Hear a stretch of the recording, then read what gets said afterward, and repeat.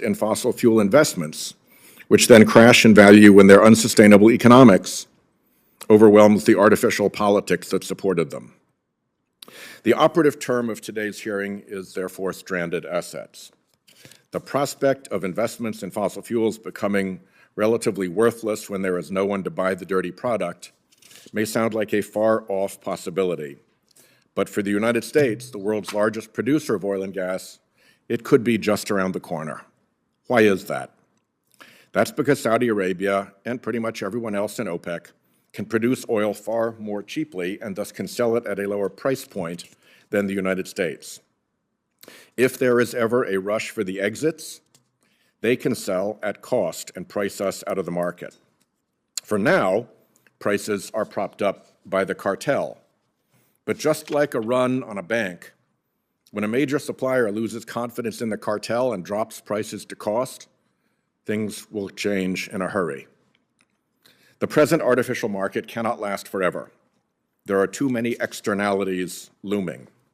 Even fossil fuel companies talk about the inevitability of reaching peak oil, or the point at which maximum oil demand is reached, followed by an irreversible decline. How does that decline come? Is it slowly up and then slowly down the other side of the peak? Likely not. The International Energy Agency notes that as soon as it becomes clear that oil demand is going to decline, it will be in the economic interest of these lower-cost producers to flood the market at prices just above their marginal cost of production. That shift could be fast. When it happens, all the assets producing more expensive, less competitive fossil fuels stateside can't compete with the lower price, and they become worthless, stranded. The market for American oil dries up fast. Our witnesses estimate that stranded U.S. fossil fuel assets could total $397 billion. Globally, the losses could total $1.4 trillion. This is what is known as the carbon bubble. Similar to the systemic risks that rising seas, flooding, and wildfires pose to the housing, insurance, and mortgage markets, a mass stranding of fossil fuel assets could also lead to large economic shocks that reverberate across the broader economy with real consequences for the federal budget. And as we will hear today, peak oil is on the horizon. As Putin's brutal invasion of Ukraine reminded the world, foreign energy from petrocrats often comes with strings attached. It's in the national self-interest of every single fossil fuel importer, from the EU to China, to exit the volatile and expensive oil and gas market as soon as they can, especially when more solid energy security can be found in the form of renewables, EVs, and other low-carbon technologies. In the same way that a carbon bubble bursting hits the United States particularly hard, within the United States, certain states will be hit particularly hard. States heavily dependent on fossil revenue sources, as one of our witnesses will elaborate. Preparing for that day by those who represent those states is elementary prudence. If we want to avoid the worst economic disruptions of a carbon bubble, we need an orderly transition to zero-carbon energy. An orderly transition requires policies to smooth the change. Precisely the policies the fossil fuel industry has spent over 3 decades fighting. Every day that industry uses political power to hold back progress, more water backs up behind the dam, making the downstream catastrophe more damaging when the grim day arrives. Orderly versus disorderly transition has grave ramifications. Our choice is clear. We can plan for the future and try to minimize the economic damages associated with stranded assets, or we can just keep plowing ahead and hope that all the evidence is wrong. Just as the scientists haven't been wrong about climate change, something tells me the economists are not likely to be wrong about the economic fallout. Ranking Member Grassley. I had the honor of serving Iowa in the Senate for 4 decades. I've been chairman of the Finance and Judiciary Committee, so I know what it is to be chairman of a committee, and I'm honored to serve with you on this committee as your chairman, and I'm ranking member. I've seen plenty of problems facing our nation, and most were resolved through bipartisanship. And bipartisanship is going to be really, really necessary if we're ever going to crawl out of our deep fiscal hole that we're in right now. Every week since becoming ranking member, I've tried to focus the conversation on America's fiscal problems. We're facing public debt that in a few years will surpass record levels set in the wake of World War II. But 5 of our first 6 hearings this Congress have been about climate change. We've discussed sea level rise, hurricanes, wildfires, and the state of the insurance industry. Climate change is always worth discussing and must be discussed. It should be on everybody's agenda. But more immediate threat within this committee's jurisdiction needs to be addressed. The United States is barreling towards a fiscal crisis. We've been on an unsustainable fiscal path for decades, and that's under both Republican and Democrat. And bipartisan pandemic spending accelerated our journey to this fiscal cliff that we're facing. In times of national crisis, the federal government must be able to respond with emergency spending, but once the crisis subsides, Congress must tighten its belt to put debt and deficit on a sustainable, manageable path.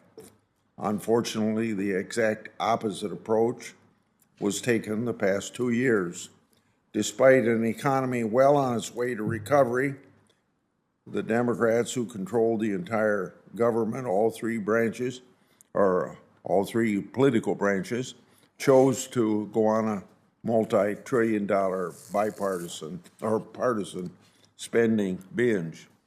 Prominent economists from previous Democrat administrations sounded a warning alarm. We had Larry Summers and Jason Furman being the most prominent speaking out. They correctly warned that the Biden administration partisan spending spree would have consequences. Those consequences are now coming to a head. Decades-high inflation is proving difficult to stamp out. Rapidly rising interest rates are taking a toll on our economy, most visible on our financial system. Several banks have found themselves flat-footed, holding on to older, low-interest government bonds that nobody wants to take in. The Fed finds itself behind the 8 ball. Further rate hikes are probably necessary to tame inflation, but doing so will put more stress on our financial system and the broader economy. And yet, President Biden and too many in Congress refuse to acknowledge that everyone knows to be true that our debt and deficits are unsustainable at unsustainable levels. We can no longer kick the can down the road. President Biden, I want to tell you, for the good of the country, you must show presidential leadership, no more playing politics. A good first step would be to engage Speaker McCarthy in bipartisan talks to raise the debt limit and lay the groundwork for fiscal discipline moving forward. This committee should also be engaged. Let's have a serious and frank discussion about our dire fiscal situations. Let's hold bipartisan hearings with respected economists and policy experts from both sides of the aisle. Let's examine our finances and find solutions. So let me be clear. I support an all-of-the-above approach to energy production. The majority of Iowa's energy comes from wind. I've been credited with creating the wind energy tax credit. We get 60% of our electricity today from wind, and in 3 or 4 years, that'll be 80%. I support renewable technologies before becoming more and more competitive. I hope 30 years ago, when I got the wind energy tax credit passed, I was 10 or 15 years ahead of any discussion of climate change at that time. So I don't think I have to take a back seat to anybody doing what we can to fight global warming. Now we have oil and gas is clearly dominant in the United States energy sector. The reality is that fossil fuels account for 79% of U.S. energy consumption. It's naive to think that an energy transition will happen even in 10 years or that markets won't be able to keep up. Environmentalists blocking the permitting of new energy and mining projects will cause further delay. And for the United States to change to renewables is entirely proper. But when you think about how the third world nations are dependent upon cheap energy, and if we want to help them get out of the poverty hole that they're in, we're doing an injustice to them if we believe in that.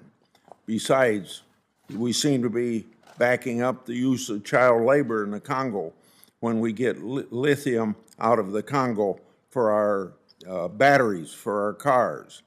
So we need diversity to maintain energy security, and energy security is, of course, national security. Even President Biden understands that we're going to need fossil fuels well into the foreseeable future. So, Mr. Chairman, you've made your message on climate change loud and clear, but let's also focus on the immediate threats that's squarely within this committee's jurisdiction. I thank you very much for listening to me. I always listen to you, and I would simply say that my idea of a good first step would be for the Speaker to lay out what his actual plan is and maybe even try a vote on it. My experience is that in a democracy, secrets from the public are usually a bad idea, and if it's a bunch of bad ideas that are the secret, then that makes it a worse idea. So let's see what Speaker McCarthy's plan is with specifics, and we'll get going. Yeah. Our witnesses today are Claudio Garimberti, the Senior Vice President and North American Research Director of Rystad Energy, a leading energy consultancy where he oversees their analysis of global oil demand. He has worked in the energy industry for over 20 years. We thank him for his testimony. Next, we will have Dr. Gregor Semeniuk, who is an assistant research professor at the Political Economy Research Institute and the Department of Economics at the University of Massachusetts Amherst. He is expert on the economic risks posed by stranded assets and has consulted for the United Nations Environment Programme, the European Commission, and the UK government. We look forward to his testimony. Daniel Raimi is a fellow and the director of the Equity in the Energy Transition Initiative at Resources for the Future, as well as a lecturer at the Gerald R. Ford School of Public Policy at the University of Michigan. His work covers a wide range of energy policy issues with a particular focus on tools that can enable an equitable energy transition for communities dependent on the fossil fuel economy. We're glad to have your testimony also, sir. Next is Dr. Benjamin Zycher, a senior fellow at the American Enterprise Institute. He was formerly a senior fellow at the Pacific Research Institute and the Manhattan Institute, an adjunct scholar at the Cato Institute, a senior economist at the Rand Corporation, and a senior staff economist on the Council of Economic Advisors. Finally, we have Lucian Pugliaresi, the president of the Energy Policy Research Foundation. He previously served at the National Security Council under President Reagan and in roles at the Departments of State, Energy, Interior, and EPA. We welcome him back to the Senate. The last time I think he was testifying in the Senate, it was at the Environment and Public Works Committee, where he came to testify in opposition to renewable fuel standard requirements for ethanol in gasoline, to say that the mandate was wrong, that it was anti-consumer, that it raised prices for consumers, presumably as a result of raising corn prices. With that, let me turn it over to Mr. Garimberti, please. You have 5 minutes. Thank you, Chairman Whitehouse, Ranking Member Grassley, and all the committee members for the kind invitation to be here today. My name is Claudio Garimberti, and I'm here representing Rystad, a global energy analysis and consulting firm. The global energy industry is at a turning point. A transition is sweeping across many of its sectors. In some areas, like electric vehicles, solar PV, wind, battery, the pace of change has been gaining momentum. In others, commercially competitive alternatives to oil and gas are yet to emerge. The net effect is that we don't know yet how fast and deep the process of energy transition will be. But one thing we know for sure, the change already underway is relentless, and it is not going to be business as usual. 15 years ago, the shale revolution led to a resurgence in American oil and gas production, helping it play a crucial role in satisfying domestic and global demand for hydrocarbon. This has kept supply steady and, as a result, prices in check through geopolitical upheavals, such as the Arab Spring. In 2022, Russia's invasion of Ukraine has been perhaps the most powerful illustration of how oil and gas supply routes can be disrupted within a matter of days. Again, US oil and gas has been essential at keeping the market balanced and prices in check. In a similar fashion, when oil began to displace coal as the main source of energy in the 20th century, technological breakthrough have been slowly but surely integrating renewables and non-fossil fuel sources into the US and global energy systems. Just as coal was displaced by oil and gas, renewables and energy and emerging clean technologies are positioned to take much of the pressure away from fossil fuel in the coming years and decades. The energy transition is once in a generation opportunity for the US, with strategic moves such as the Inflation Reduction Act, with targeted incentive to accelerate the formation of key clean tech industries such as hydrogen, CCUS, the US can cement its position as an energy superpower. Yet, oil and gas demand is not going away in the short and medium term. The capital stock associated with energy consumption takes time to be replaced, while emerging nations aim to grow their per capita energy consumption on the back of their urbanization and industrialization. The US is currently the largest oil and gas producer worldwide, meeting 16% of world oil supply and 20% of natural gas. It is one of the cleanest and cheapest suppliers because US production is in the bottom quartile of upstream carbon intensity globally and in the bottom half in terms of break-even costs. Hence, if we were to divest too quickly from oil and gas, the price of both will increase. Rystad Energy has developed three scenarios, energy transition scenario using our proprietary modeling. A fast transition, which we call minus sigma, compatible with the 1.6 degree increase in temperature according to the IPCC. A slow transition called plus sigma, compatible with 2.2, and the middle of the ground mean 1.9 degree. Any of these scenarios is still achievable.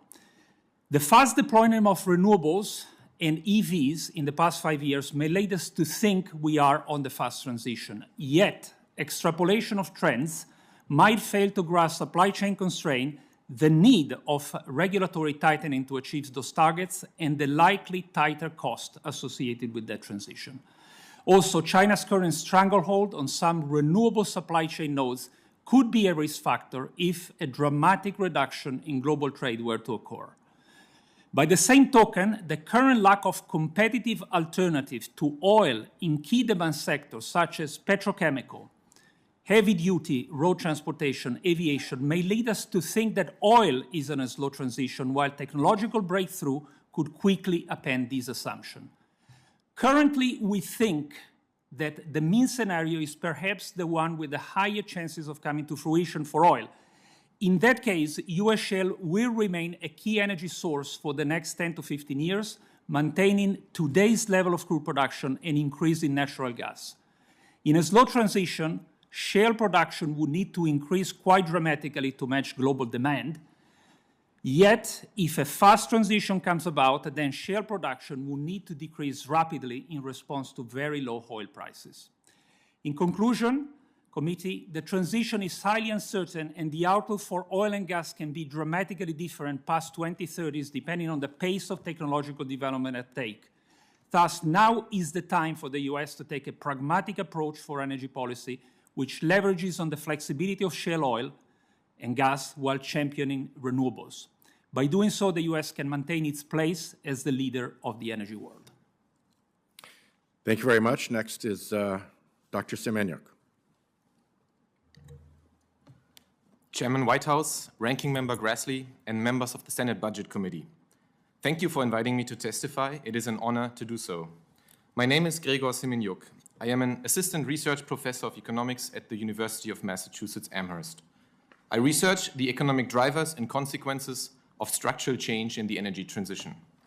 Recent publications of my team in Nature Energy and Nature Climate Change analyze the macroeconomic and financial risks of global oil and gas asset stranding due to uncertainty about the pace at which energy demand is shifting to low-carbon alternatives. The US economy is a major oil and gas producer and therefore exposed to these risks. A key problem is that final investment decisions today have to be made for projects that require returns years into the future. And financial investors must make decisions today about how to value companies based on their ability to deliver shareholder distributions years into the future. The energy transition creates major uncertainty about future fossil fuel demand. Here, I focus on reasons for downside risk, that is, demand for fossil fuels that turns out to be lower than was expected at the time of investment. That can lead to the stranding of the invested asset. There are three key reasons for such downside risks to materialize, and that depend on the actions of the whole world, not just those of the United States. First, importers of oil and gas have always had the energy security incentive to wean themselves off the imports of fossil fuels. Thanks to the fast decline in costs of low-carbon alternatives, there is now also an economic incentive to do so. Cost declines and deployment of renewables continue to outpace even bullish projections. Since Russia's invasion of Ukraine, transition efforts in importing countries have only intensified, with global record investments into renewables in 2022. Thanks to the robust negative correlation between cumulative investment and the price of various renewable technologies, which is called Wright's Law, these efforts will lead to even stronger incentives for a fast transition in a self-reinforcing cycle. That is advantageous for fossil fuel importers, but it creates stranded asset risks for exporters. The second reason is the United States does not produce the lowest cost product in the world. If other lower cost producers expect fossil fuel demand to decline, they are incentivized to attempt to capture as much of the remaining market as they can. They would do this by flooding the market to lower prices. We find that this is the dominant strategy for low-cost producers to play, which leaves a diminished market for US producers to export to. We calculate that these two causes of downside risk combined could lead to revenue losses in the US fossil fuel sector of $1.6 trillion over 15 years. That in turn would spell a GDP loss of $1.8 trillion over 15 years. Both figures are discounted to present values. These losses do not account for medium-term lower competitiveness in low-carbon sectors if the US economy remains specialized in fossil fuel-compatible technologies longer than its competitors. Third, US investors are globally active, thereby exposed to stranded fossil fuel assets not just in the United States. We calculate that $400 billion in potentially stranded assets are currently sitting on US balance sheets, a third more than the value of stranded US-based production assets, and 30% of the global total. In light of the interconnectedness of financial markets and herd behavior, such financial risks could have systemic implications. The current undersupply of fossil fuels may suggest that stranded assets are really just an illusion, but it is precisely the uncertainty about future demand for their product that makes oil and gas companies more reluctant to proceed with new projects today. Capitalist economies are unrivaled in their ability to supply an expanding market. The same cannot be said of a declining one. Energy security in the short and long run must consider a robust diversification away from relying mainly on fossil fuels, whose prices will only become more volatile in a declining global market. Thank you very much. Thank you very much, Doctor. Our next witness is Mr. Raimi from RFF. Please proceed. Senator Whitehouse, Senator Grassley, distinguished members of the committee, thank you for the opportunity to provide testimony today. My name is Daniel Raimi. I am a fellow at Resources for the Future, and I direct our Equity in the Energy Transition Initiative. RFF is an independent, nonprofit research institution. Our mission is to improve environmental, energy, and natural resource decisions through impartial economic analysis and policy engagement. The views expressed here are my own and may differ from those of other RFF experts, its officers, or its directors. RFF does not take positions on specific legislative proposals. As you've heard, the outlook for U.S. oil and gas production is uncertain, but there are hundreds of communities around the United States that depend on the production of oil and gas for jobs and tax revenue. One crucial issue for these communities, and indeed the entire nation, is the volume of government revenue collected from fossil fuels, particularly oil and natural gas. I'd like to state that although I will be describing the risks of government revenue losses from reducing our reliance on fossil fuel, I do not view these risks as justification for delay or inaction on climate change mitigation. On average, from 2015 through 2019, the production and use of fossil fuels generated $138 billion per year in revenue for local, state, tribal, and federal governments. The largest source is the gasoline tax, totaling $49 billion per year for states and $40 billion for the federal government. These revenues fund transportation infrastructure, and they are declining.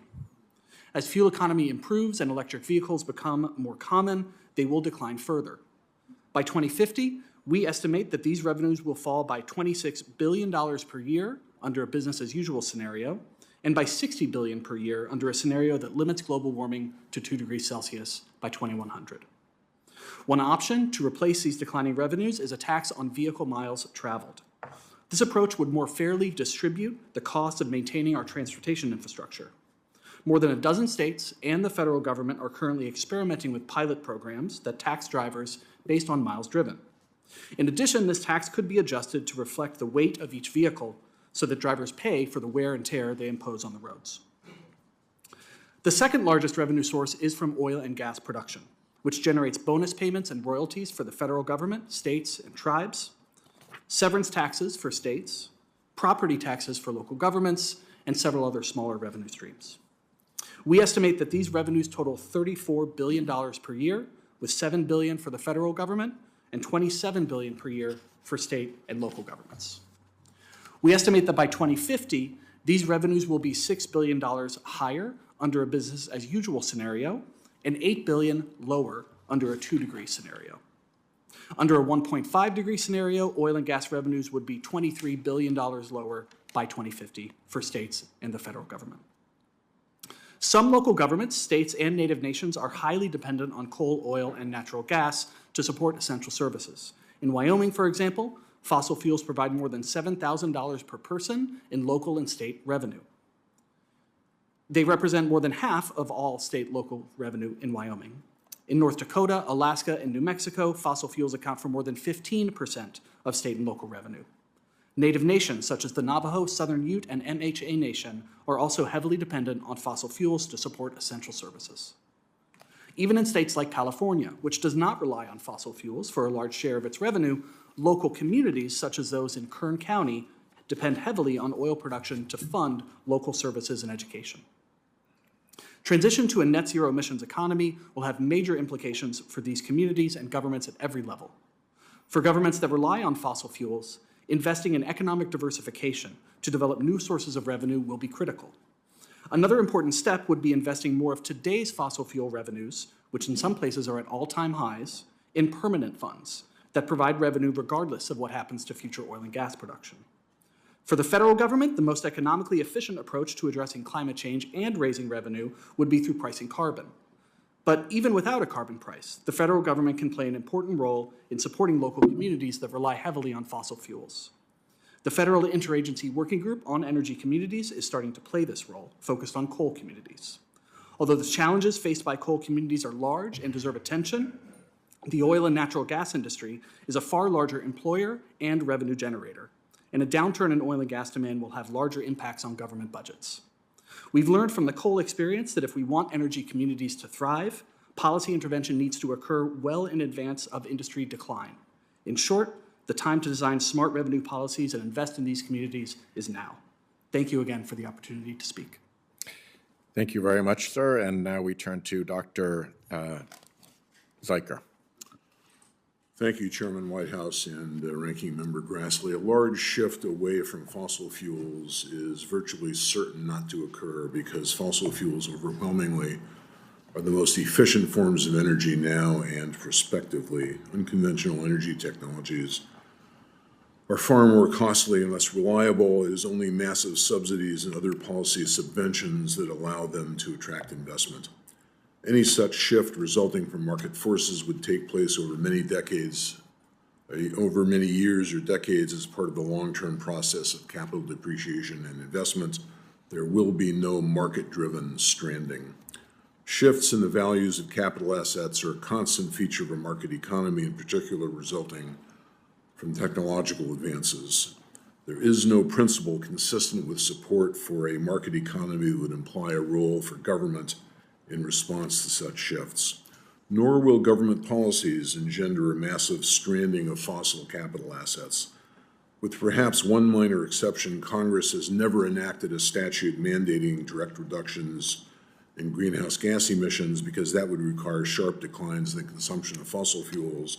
That is a substantial increase in energy costs. That would not be consistent with the political interests of elected public officials. IPIC argues that achievement of the purported 1.5 degree safe limit on global temperature increases would require explicit or implicit taxes on fossil fuels equivalent to more than $35 per gallon of gasoline by 2030 and constant year 2022 dollars and rising sharply thereafter. No Congress will enact such policies or any others even remotely approximating them. Nor will international policies create a stranding. The Paris Agreement, apart from the reality that the nationally determined contributions are meaningless, necessarily contains no enforcement mechanism, nor could it. The only remaining possibility is a massive regulatory stranding of fossil assets. It would not survive judicial review under the major questions doctrine. The energy transition usually is justified on grounds of an asserted climate crisis in support of which there exists no evidence, none, in terms of a comprehensive list of climate phenomena. Instead, the crisis narrative derives entirely from climate models that overstate the mid-tropospheric temperature record by factors of about 2.5 on average. The models are fine-tuned so as to deny the importance of natural influences on climate phenomena, but that is inconsistent with a large body of evidence, in particular the sharp warming observed between 1910 and 1945. Almost all of the adverse IPIC predictions are based upon scenarios that IPIC itself describes as low probability, and IPIC itself is deeply dubious about the various catastrophes often asserted as looming large. NASA reports significant planetary greening due to increasing atmospheric concentrations of carbon dioxide, and data from the United Nations show that global per capita food production has increased sharply since the 1960s. Cold kills far more people than heat. Just as anthropogenic warming might create adverse effects, it also yields beneficial impacts, which are incontrovertible, and the two must be weighed against each other. Government policies to reduce greenhouse gas emissions would have future climate effects, either trivial or indistinguishable from zero, as predicted by the EPA climate model under assumptions that exaggerate the prospective effects of such policies. The Biden administration net zero policy, just to pick an example, would reduce global temperatures in 2100 by about 17/100ths of 1 degree. That would be barely detectable. Such policies cannot survive any plausible benefit cost test. That is why the Biden administration has substituted calculations of the social cost of carbon, a fatally flawed analytic framework. Let me conclude with an admonition. The title of this hearing contains the phrase, "in a low-carbon world," a blatant attempt to assume the answers to the underlying questions. It is therefore deeply misleading. This committee, I think, would be wise to reorient its focus and assumptions and to begin anew. Thank you very much. And our next witness is Mr. Pugliaresi. Please proceed for 5 minutes. Thank you. Chairman Whitehouse, Ranking Member Grassley, members of the Budget Committee, thank you for this opportunity to explore some of the issues regarding stranded assets and energy transition. Let's go to the first slide, please. So, one of the issues is that the world still runs on fossil fuels. In fact, all the efforts we've made to date on alternative fuels and more advanced kinds of fuels have been additive to the world's energy supply. They have not substituted for them. This is data through 2019. You'll see there's a slight flattening off in coal, but I'm sure when we see the 2022 data, we're going to see coal is up, resulting in the large requirements for new gas supplies in Europe, causing greater use of coal. In Asia, those supplies have been diverted. Next slide, please. It's very important to understand that the North American production platform is an instrument of national power, wealth creation, and energy security for not only all of North America, but for the United States. In fact, if you look at this data on this slide, between 2010 and 2020, the United States alone provided over 80% of the increment in world demand for oil. And it was that increment of production out of the United States that helped to moderate gasoline prices. Next slide, please. There's a lot of discussion about stranded assets, and we can see here from the various index funds that since 2022, investors have been flooding into traditional fossil fuel companies, particularly oil and gas. In addition, if we look at the long bond market for investment-grade equities, there's no evidence at all that investors, perhaps our most conservative investors, view oil and gas as a risky investment. And some of these bond durations go up to 16 years. Next slide. There was some discussion about this issue already, but I do think that these policies that much of the administration has been talking about to halt oil and gas development before we have cost-effective substitutes are both risky and problematical. Actually, this is a fundamental risk towards stranded asset. It's by government behavior. And here you can see that some of the high bids in 2018 on federal lands in New Mexico generated $1 billion. Nearly $500 million of that was returned to the state of Mexico for use in schools, healthcare, roads. Somebody is going to have to talk to the officials in New Mexico and let them know that under the administration's proposals, none of these funds will be available. Next slide. Okay, let's talk a little bit about some of the modeling. Next slide. Now, you can see here the zero net assumptions under the International Energy Agency requires essentially between now and 2050 to remove as much energy from the world system as the entire OECD produces today. This is an enormous task. And keep in mind, 4 pillars of modern civilization, steel, cement, fertilizer, and plastics, have no cost-effective substitute today. These emerging economies throughout the world, particularly in Asia, are planning to grow. Their populations are going to expand, and their economies are going to expand, and they're going to need vast quantities of energy. Next slide. Now, one of the assumptions we're often told or conclusions made is that if we would switch out of fossil fuels into renewable fuels, we would insulate ourselves from energy security. But as you can see here, it is not a given. These renewable fuels require the importation and the production of vast quantities of critical materials, and these are rising in supply now. They face a broad number of energy supply problems. Next slide.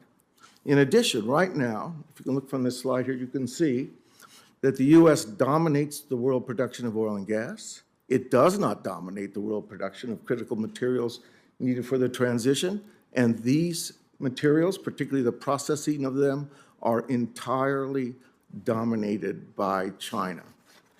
Next slide. This is my final slide.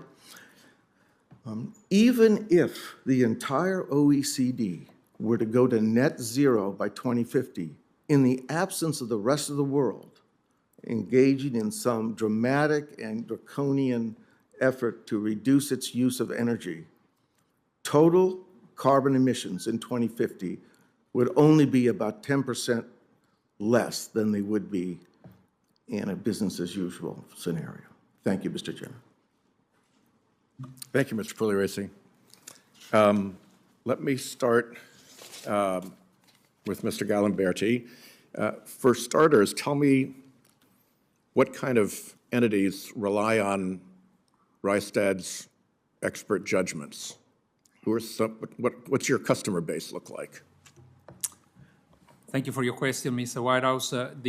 It's governments, it's all the energy sector. So starting with the oil producer, of course, renewables producer. So it's the entire supply chain of energy. And it's your view that we are at a point that you describe as epochal change. Epochal is a very strong word to use. Could you describe why you use such a word? We think we are. We think it's the evidence that it's been accumulating on the investment in renewables, investment in batteries, in electric vehicles. Let's take the electric vehicle. For the past 100 years, the transportation, which is half of oil demand, has been dominated by the internal combustion engine. So you see this as a really major shift, equivalent to gasoline engines replacing horse-drawn? It is possible. It is possible, Senator. There are some caveats that are very important for us to consider. The first is that so far... Let me come back to the caveats, because I just have 5 minutes, and you can always follow on if I don't get back to you, because the next part of this was and by the way, you say that peak could happen in 2025, right? Just a few years ahead. In the 1.6 degree scenario, yes. Yes. When that happens, Dr. Semeniuk, you talk about the systemic implications of stranded asset risk. We've heard the word systemic repeatedly defined in this committee. It's a mild-mannered sounding word, but it means big things, does it not? Yes, indeed. Thank you. Financial regulators like to think about the risk around the climate change transition as physical and transition risks are associated with moving away from a fossil fuel-based economy in order to mitigate climate change. These risks have drivers in government policy and technological change that is unanticipated by market participants, and there are various transmission channels, and one of these channels could be a decline in the asset values in the fossil energy sector. So systemic implies that something very big and dangerous might happen. Well, yes. As we all know, the financial system is interconnected. A few weeks ago, we saw with the Silicon Valley Bank that activities by the Federal Reserve have far-reaching implication elsewhere in the system that weren't foreseen. And so the thing with systemic implications is that if we knew them, we could hedge against them. That would be priced in the market. But so there is a risk of mispricing, and it is hard to predict how that could play out. So let's look at one way it could play out. Mr. Garimberti has suggested that 2025 could be peak. On the other side of peak, is it likely that participants in the oil market will change their behavior as they see a declining sales outlook? Yeah, certainly so. As I elaborated in my... It would be prudent to consider that as a distinct possibility. Oh, yeah, definitely. And the scenario could be that, for instance, instead of honoring cartel pricing, Saudi Arabia begins to sell at cost plus and underprice American and other products, correct? That could be conditional on the market actually declining so that there isn't a strain on suppliers to actually meet demand. Exactly. Yeah. And if they do that and the U.S. products are priced out of the market, that can be the effect in the United States could be much more abrupt than the global effect on fossil fuel market. To the extent that US producers are not able to compete with these prices and that there's a global market for the product that is being sold, yes. And this is not entirely in our control because actors overseas, the EU and Asia, reducing their fossil fuel dependence could provoke that decline, and then we'd have to live with it even if we were still buying just as much fossil fuel as ever. Indeed, there are strong economic and energy security incentives for a large part of the global economy to try and reduce fossil fuel imports, which are not only more costly to use at some point today in some applications, but also, of course, hurt the current account balance that drains foreign currency that could be spent on other things. And just a last question to Mr. Raimi. We've heard testimony that the U.S. is particularly vulnerable in the event of this market shift. Your testimony shows that within the U.S. there are certain states that are particularly vulnerable. Could you give some brief description of what the economic dangers are within those states if that vulnerability should come to fruition? Yes, Senator, they're substantial. Some of the states I mentioned in my testimony, such as Wyoming and North Dakota, Alaska, parts of Texas, parts of other states, rely heavily on oil and gas extraction to fund public services. If there is a sharp downturn in demand for oil and gas or prices of oil and gas, then these communities could face revenue shortfalls, which could lead local and state governments to reduce public services and or raise taxes. That could encourage people to leave the area and leave the state, which would reinforce the negative cycle. So it's a substantial issue. Thanks. Thanks for letting me go on a bit longer. Ranking Member, I turn to you, Senator Grassley. You know, quite regularly we preached by corporate elitists that think that we ought to be carbon neutral by some arbitrary dates.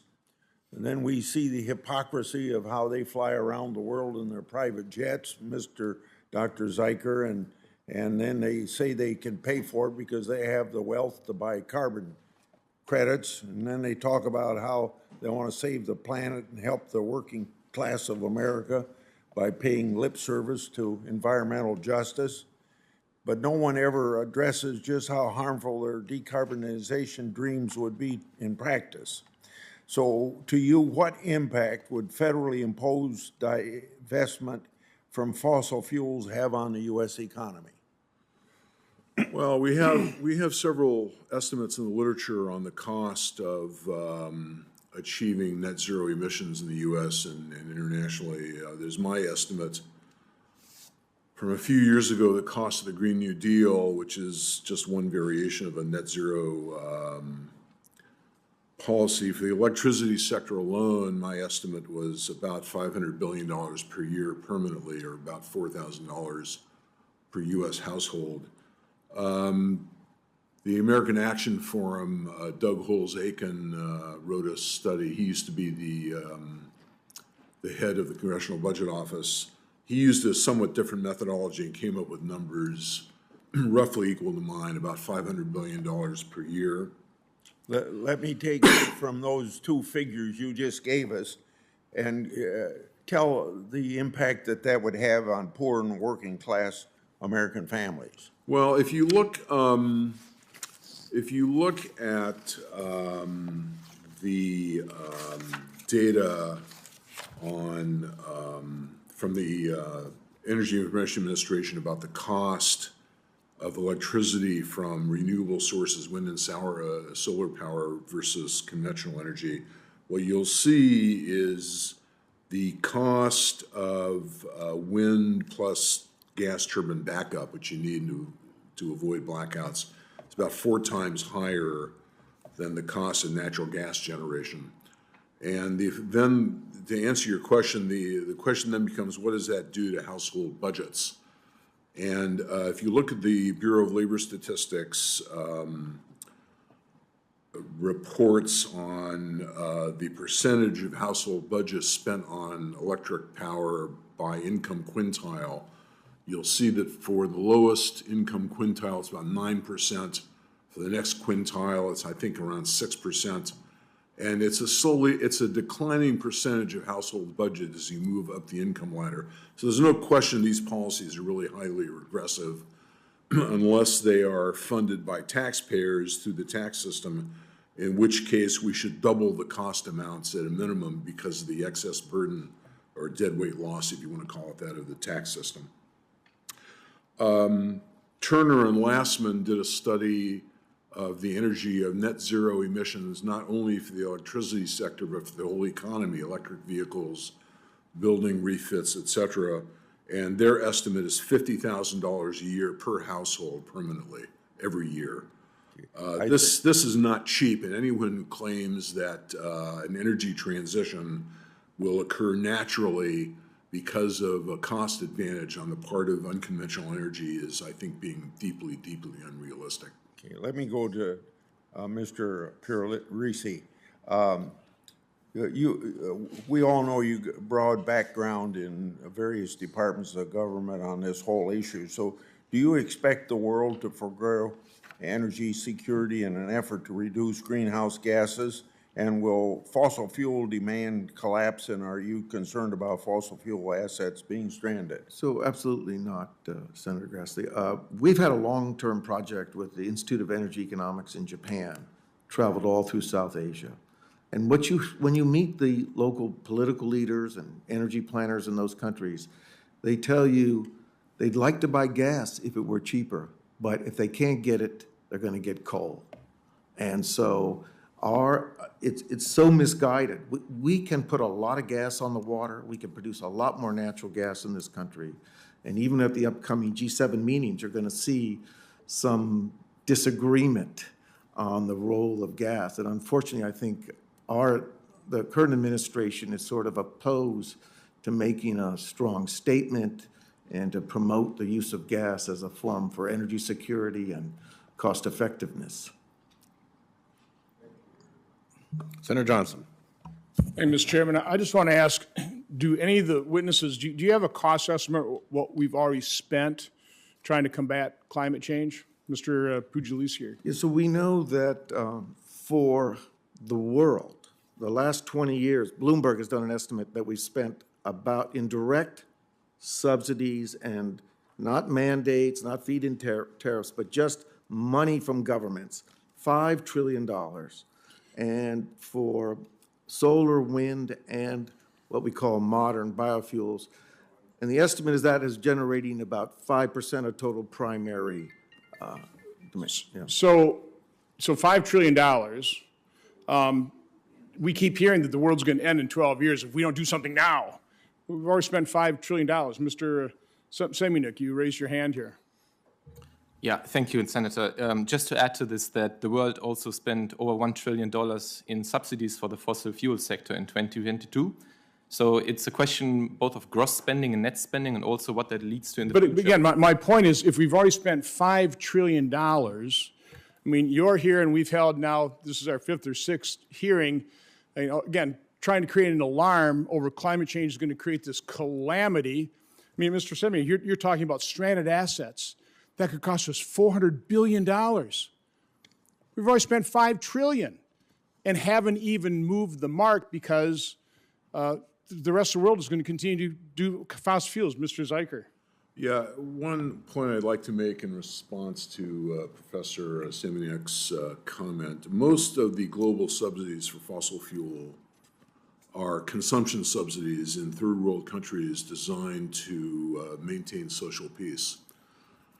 What that tells us is that an effort to make fossil fuels even more expensive will be resisted heavily by most governments around the world, precisely for the same reason that they subsidize the consumption of fossil fuels now so heavily. Well, if we're talking, though, about if it's climate change and what climate change is going to produce in terms of economic calamity, higher insurance costs, stranded assets, the costs that I've listened to in these 5 hearings pale in comparison to what we've already, and I will say, wasted $5 trillion trying to hold back the tides, which we cannot do.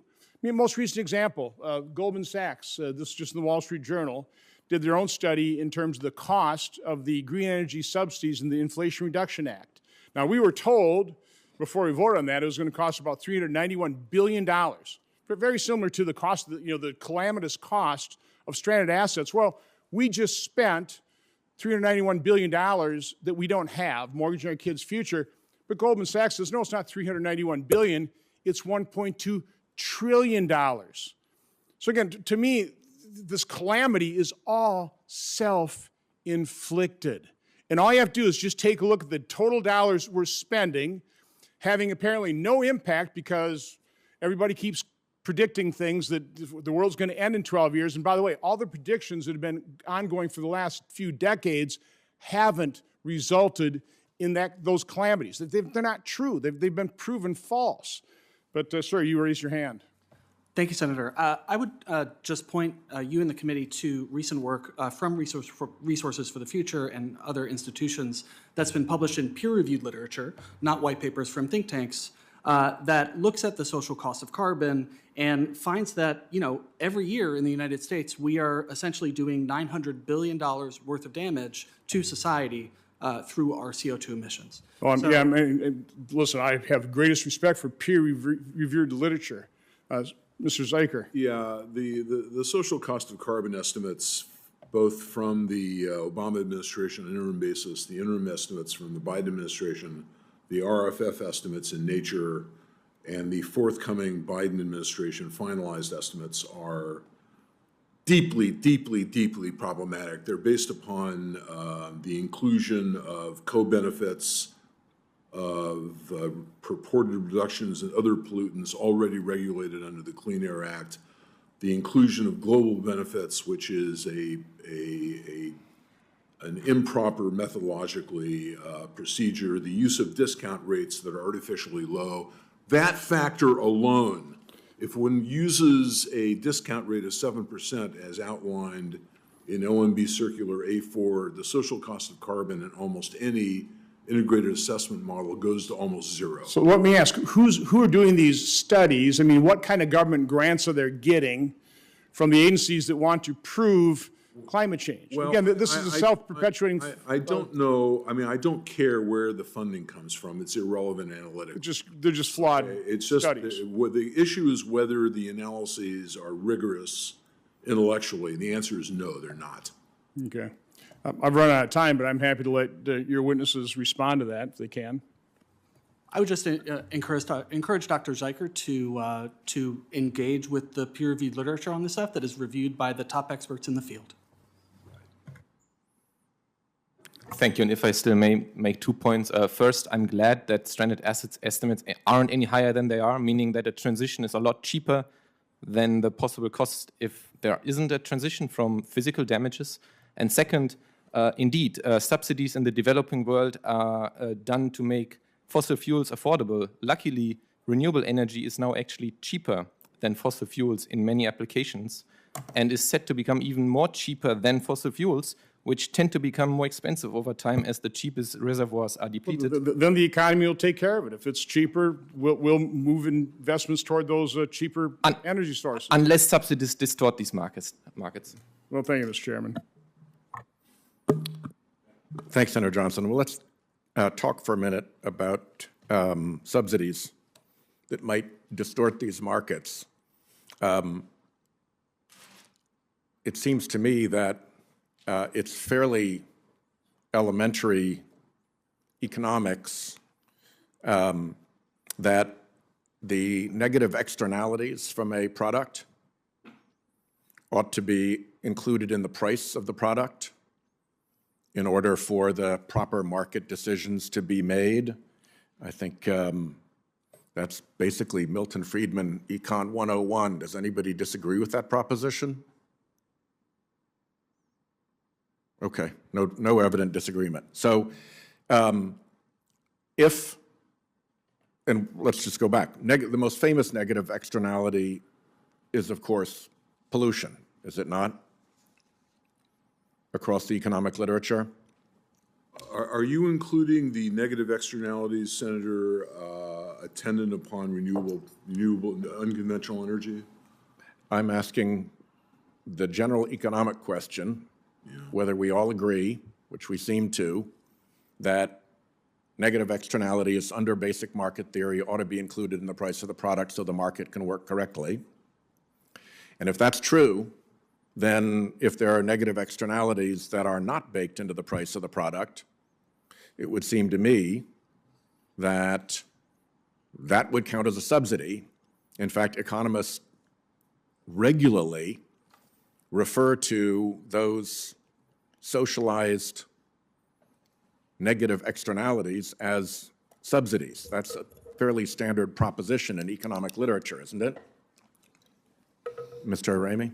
Just minor distinction, typically, I think we would refer to unpriced externalities as an indirect subsidy. Yeah. Whereas a tax credit or a grant would be a direct subsidy. Yeah, but a subsidy nonetheless. Yes. And that's widely accepted as the appropriate terminology in the economic literature, correct? In environmental economics, the field that I know, yes. Yeah. Dr. Semeniuk. And if I may add, the International Monetary Fund, to put this into perspective, estimates about 1 trillion or even less in direct subsidies. In 22, they were above 1 trillion. But these indirect subsidies amount to $5 trillion. And I just want to add that our estimates about economic competitiveness do not take into account these indirect subsidies because, as you say, they aren't priced. Yeah, in fact, I was going to raise that International Monetary Fund number myself. The most recent one that I have seen from the International Monetary Fund for indirect subsidy of fossil fuel just in the United States is $660 billion every year. That is a very, very big subsidy for renewals to have to climb uphill against. Is that part of, Dr. Semeniuk, is that the U.S. part of the number, the $5 trillion number you're referring to? Yes. Okay. Thanks very much.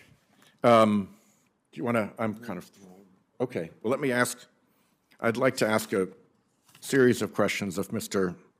Zycher, if you'd stand by for a moment.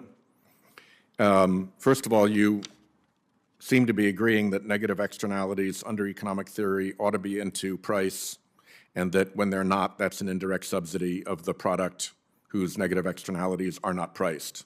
Is that a correct statement? Yes, that's correct. Now, reviewing your testimony, I'm just a little bit confused by it, and I'd like to go through some of the propositions. You seem to be saying on occasions that the Earth just isn't warming, that in 2015... That's not what I said at all. Well, you have a exhibit that says there are no significant trends in warming.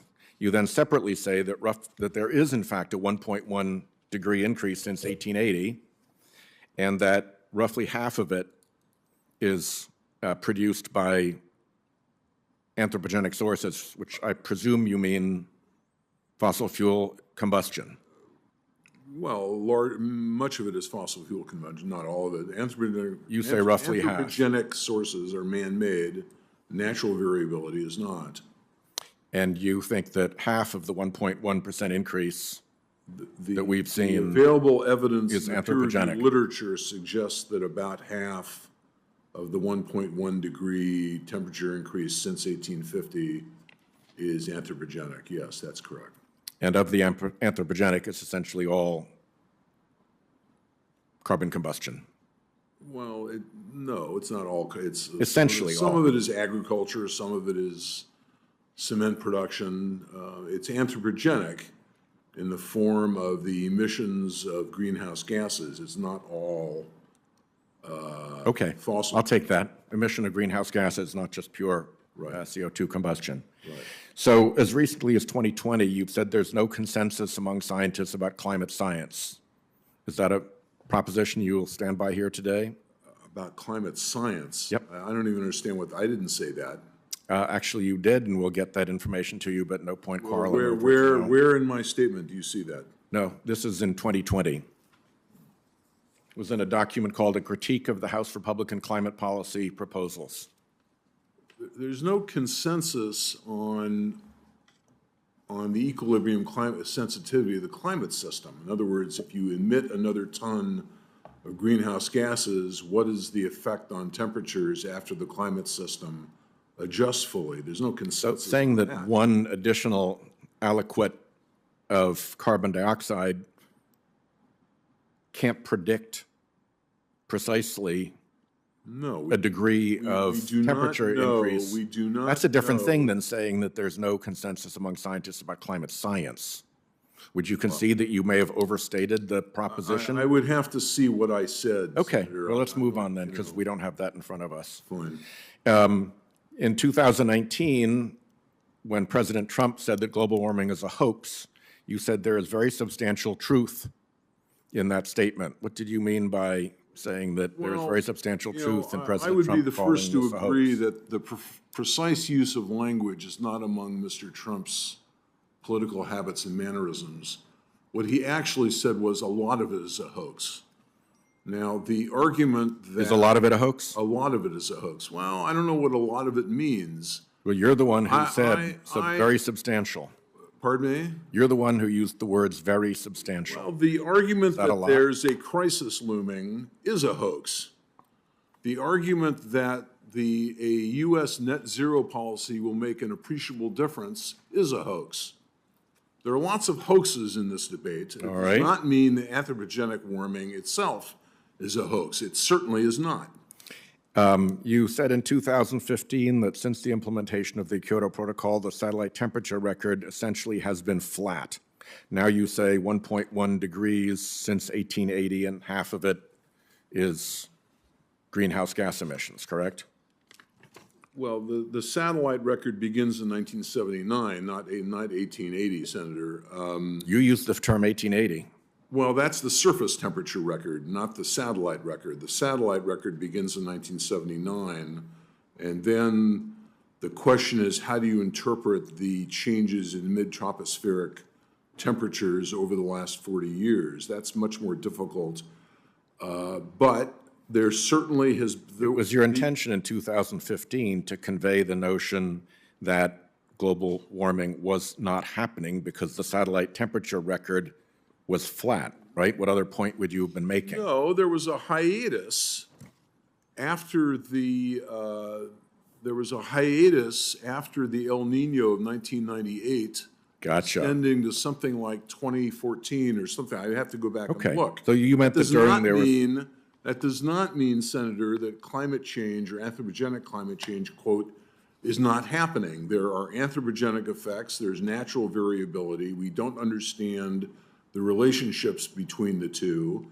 And to say that the temperature is not changing over some short period of time does not mean that there's no anthropogenic warming. Of course, I will agree with you on that very point. Thank you. I think that's wisely stated. And you concede that the 10 warmest years in the historical record have all occurred since 2010. no, that's certainly not correct. That is certainly not correct. The argument that you see in the literature, especially from in the National Climate Assessment, that there's been an increase in extreme temperatures. So this graph Yeah. is not correct, No, it is correct. and are not the top 10 temperature years all up Well, here in the I can't really. last I'm 10? not sure which. I'm not sure what the base period is. I can't really read that chart very well. What's Well, you really should know it reasonably well because it's actually in your testimony. Yeah, that's right. Well, I'm not Right? sure if it's the same one. I have one very similar to it. It may be the same And does one. your one very similar to it also show that the top 10 years, the top 10 heat years, I'm sorry, what? the 10 warmest years in the historical record have all occurred since 2010? I don't. Your think graph that- and this graph both show the same temperatures, correct? Yeah, I'm not sure. I have to go Okay. look. Well, let me go on a little bit just to some of the things that you've said. Has the climate industry evolved into a totalitarian ideology? Well, climate policy has evolved into a totalitarian ideology, controlling how people move, controlling the type of heaters they use, controlling the type of stoves they use, controlling the characteristics of the homes they live in. You draw an equivalence transportation. in the statement that you said The climate industry evolved into a totalitarian ideology, is your quote, and you make a reference in that quote, in that passage, also to Benito Mussolini. What is the point of making a reference to Benito Mussolini in the context of discussing what you call the climate industry? Mussolini's quote was that everything within the state, everything by the state, everything for the state, and we have arrived not far from the position in which everything is climate, everything is part of climate, and everything is driven by climate. All right. So it really is, I think, there is a certain totalitarian flavor at a minimum. And to add to that, you've also compared environmentalist views as strangely reminiscent of Joseph Stalin's view of the difference between one death and millions. What is your point in trying to compare environmentalists and Joseph Stalin? The environmental left has made no secret of its lack of caring about the deaths of many millions of people in the third world as a result of energy shortages and all the rest. They've been quite explicit about that. Is that why you say environmentalists hate humanity? Yeah, I do actually, yes. That is why I say that. Okay. Or left-wing environmentalists. I don't know that. Well, let's talk about a non-left-wing environmentalist who's on this committee, Senator Graham. He suggested that Republicans should put together their own environmental plan as an alternative to the Green New Deal. You responded that he was embracing an anti-human world view, and that the mere endorsement of a climate policy implies an endorsement of the climate crisis view. Was it your intention to compare Senator Graham with an anti-human? Those are two separate statements, Senator. If fossil fuels are evil, then the factors that increase the demand for fossil fuels are also evil. Among them, prominently, are investments in human capital, healthcare, training, education, all the rest. If you really believe that fossil fuels are evil, then investments in human capital are also evil, and therefore... Well, I don't think I've said that fossil fuels I didn't say that you said evil, that, but Senator. you have said that it's an anti-human world view. Yeah, and I'm explaining why that is true. Okay.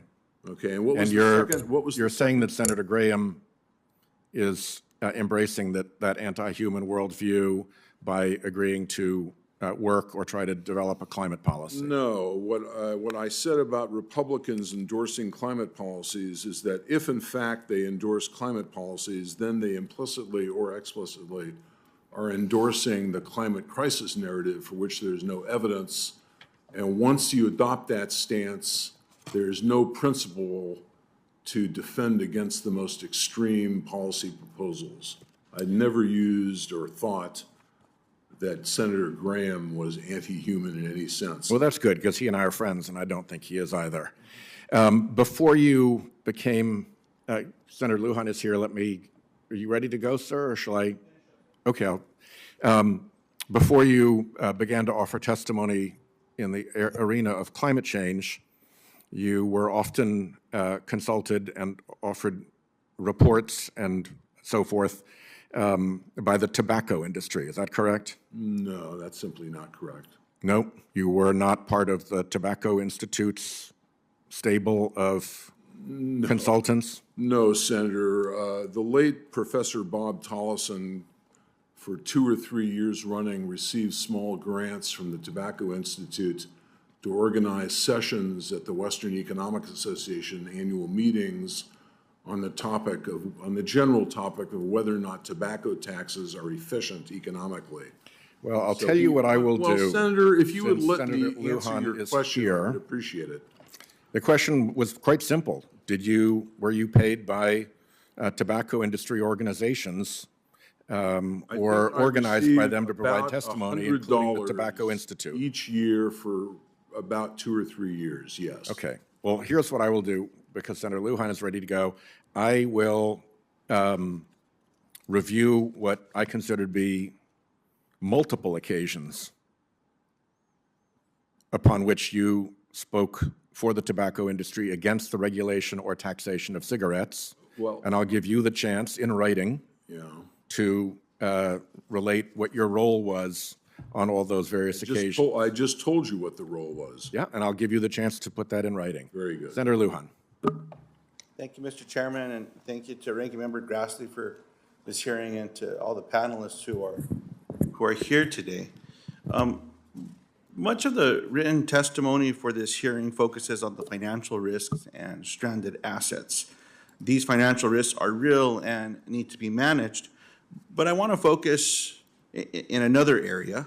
I would like to highlight for the witnesses and for my fellow committee members of another type of stranded risks in the area of stranded communities or livelihoods lost or job opportunities as well. And Mr. Raimi, your testimony states that communities with stranded assets might need a decade or more of support to recover.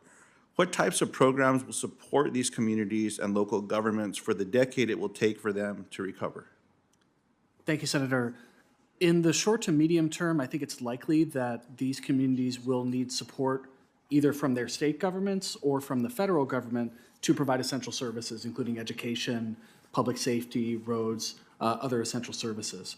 In the long term, I think the goal for many of these communities will be to build economic resilience over time. And frankly, the solutions to building economic resilience are complex and they vary enormously from community to community. My hope is that the federal government can support the priorities of local stakeholders and local community leaders to pursue the economic resilience strategies that they think will be most promising for their communities. In the conclusions of your testimony, you emphasize the urgency of the clean energy transition and the importance of providing support to state and local governments. But your testimony does not go as far as suggesting how much support, for how long, and in what form. Does the federal government have an obligation to provide support to state and local governments to replace revenue lost in the transition to clean energy? I think ultimately that'll be a question for you and your colleagues to decide. RFF does not make specific policy recommendations on these types of issues. We do provide evidence and research to support your decision making. And what I would say is that if there is federal government policy that leads to stranded assets or reduced revenue for local governments, it seems logical to me that the federal government would help those communities manage those negative impacts. I appreciate that. And one area, Mr. Chairman, that we've been able to do some work in an area that was completely ignored, which was included in the bipartisan infrastructure package, was to plug abandoned and orphaned oil and gas wells, for example, an area where neglect throughout the country, including families where there were maybe one generation to the next an inheritance, well that was not in production, that was completely abandoned, left there. And you know, if any of you have been to these, the last time that I traveled to some orphaned oil and gas wells, there were some cattle grazing near a couple of them. No investment had been made in the structures themselves. There was leaking oil all around the area that I went in. As a matter of fact, for those of you that are familiar, there's a collection to the tank that is a pipe that comes out and there's a bucket that will capture whatever is coming out of it. Well, there were no trucks going in. There were cows out there, and they were drinking from that bucket, a bucket that had a couple inches of residue on top of the water. And so I'm very proud that we were able to work in a bipartisan way to go out and do some of this additional cleanup. And Mr. Raimi, that's what I'm trying to get at is opportunities, job creation, looking at areas where there's been neglect. In New Mexico for right now, well, we're not the #1 oil or gas producer in the country. New Mexico has been an energy producer for some years, but we have the largest methane plumes in the country. Makes zero sense to me. If we're not the largest, why don't the largest have them? What investments have been made to stop that, for example? That's a job creator. As a matter of fact, one of the times I went out, there was some technology made available to us where we could see methane plumes. You can always smell it, but this would allow us to see it. And when I was looking at this stuff, you could see it for as far as Dr. Zycher, what's your finish there, sir? I'm sorry. I wasn't calling on you. I didn't want to get in the way of your conversation. Is what could happen from the perspective of not controlling when we saw this space, but having more technology to stop those leaks, plug those leaks, creating opportunity in places like New Mexico is just another area. As there's more investments and decisions being made, we're seeing something finally being embraced by the industry in New Mexico. When you see the largest producers in the country now and around the world embracing renewable deployments and changing where they're putting their money, I certainly hope that everyone else will catch up with what we can be doing in that space. So that's what I was trying to get at. I'm sorry for going over my time, Mr. Chairman, but I really appreciate everyone being here and for us to be able to have this conversation. Thank you, Mr. Chairman. Thanks very much. I'm getting ready to conclude, but let me just ask Dr. Zycher one last question about his tobacco work. There's a report in 1990 in which you are cited to have said that various proposals for regulation or taxation of cigarettes are a figurative gold mine for those interested in a display of moral posturing. Is there another motive that is possible for regulation or taxation of cigarettes than mere display of moral posturing? Is there another motive possible? Sure, there are lots of possible motives. Like public health? Like people not dying of cigarette-caused cancer? That's a private health, not a public health issue, Senator. Lung cancer or emphysema are not contagious. So if something's not, okay, that's an interesting definition of public health. Let me conclude by referring back to the previous Republican-invited witness, Jessica Weinkel, who said that it was very important in evaluating the testimony and research that is prepared to understand the funding behind organizations. And if we could just take a quick look at AEI, through 2020, AEI has received more than $4.4 million just from oil and gas giant ExxonMobil, the most that any think tank recipient of funds from Exxon has ever received. At the same time, AEI also received over $28 million from Donors Trust and Donor Capital Fund, two organizations that I talk about quite regularly because they have essentially no role other than to obscure the identity of donors.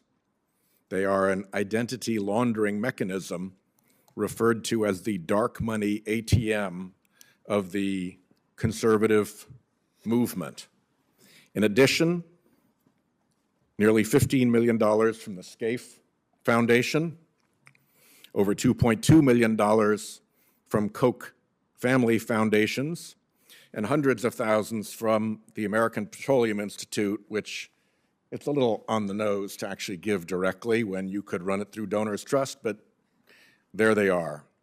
So I will ask in a question for the record, and Dr. Zycher, you can answer this how you wish. I know you say that your testimony here is not endorsed by the American Enterprise Institute, but I will ask for any information that you have related to the continued fossil fuel funding of your work at AEI, and we'll do that in a question for the record, so you have all the time in the world to answer it carefully. Well, could I make 2 points about that now? Fire away. First, I'm not involved in fundraising at AEI. I have no idea where AEI's funding comes from, and it has no effect on my work. Second, you know, really, Senator, your not very subtle effort to imply that anyone who disagrees with you is little more than a prostitute is really rather shameful. And I would urge you to abandon it. If you have found an error of either factor analysis in my work, I'd love to hear it. And complaining about where AEI does or does not get its funding over some time period really has nothing to do with the substance of the issues. And I would urge you to abandon that line of thinking. But I will respond to your written question. That would be great. And I would point out to you that sitting here as an elected official in Congress, trying to find ways to deal with the climate problem, I see the malevolent force of the fossil fuel industry through its politics and through its dark money everywhere. It is the reason that since Citizens United, we have made really no bipartisan progress on any significant piece of climate legislation, when in the years before Citizens United, there was abundant bipartisan effort on climate legislation. The before and after is clear. I think the cause, which is abundant fossil fuel money pouring into politics to buy compliance with their narrative, is exactly the reason that we are in the bad state we are here today. So whatever AEI and other fossil fuel funded organizations might mean to you, they mean quite a lot to me because I see their handiwork in this building all the time.